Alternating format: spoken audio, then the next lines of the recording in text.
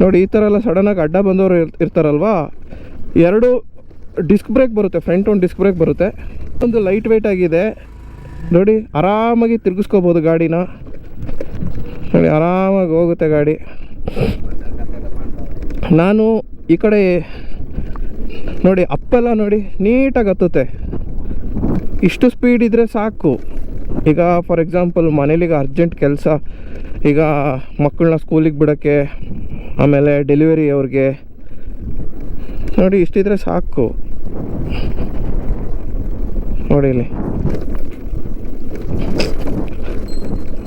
ತುಂಬ ಸ್ಮೂತಾಗಿ ಹೋಗುತ್ತೆ ಗಾಡಿ. ಇದರ ಟೈರ್ ಸೈಜು ಸ್ವಲ್ಪ ದೊಡ್ಡದಿದೆ. ಸೊ ಟೈರ್ ಸೈಜು ದೊಡ್ಡದಿರೋ ಕಾರಣ ನೋಡಿ ಇಲ್ಲಿ ಸ್ವಲ್ಪ ಆಫ್ ರೋಡ್ ಇದೆ,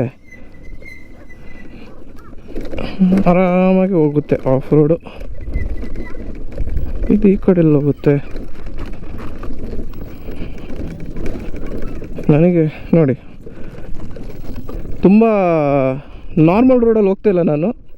ನೋಡಿ ರೋಡ್ ಹೆಂಗಿದೆ ಅಂತ, ಫುಲ್ ಆಫ್ ರೋಡ್. ಆದರೆ ಏನು ಎಷ್ಟು ನಿಜ ಹೇಳ್ಬೇಕಂದ್ರೆ ಇದರದ್ದು ಮೋಟ್ರ್ ಬಂದುಬಿಟ್ಟು ತುಂಬಾ ಒಂದು ಲೈಟ್ ವೆಯ್ಟ್ ಆಗಿರುತ್ತೆ. ಸೊ ಆ ಒಂದು ಕಾರಣಕ್ಕೆ ನಿಮಗೇನು ಅಂತಂದರೆ ಈಸಿ ಟು ಹ್ಯಾಂಡಲ್ಲು. ಈಗ ಲೇಡೀಸ್ ಇರ್ಬೋದು, ಮತ್ತು ವಯಸ್ಸಾದವ್ರಿಗೆ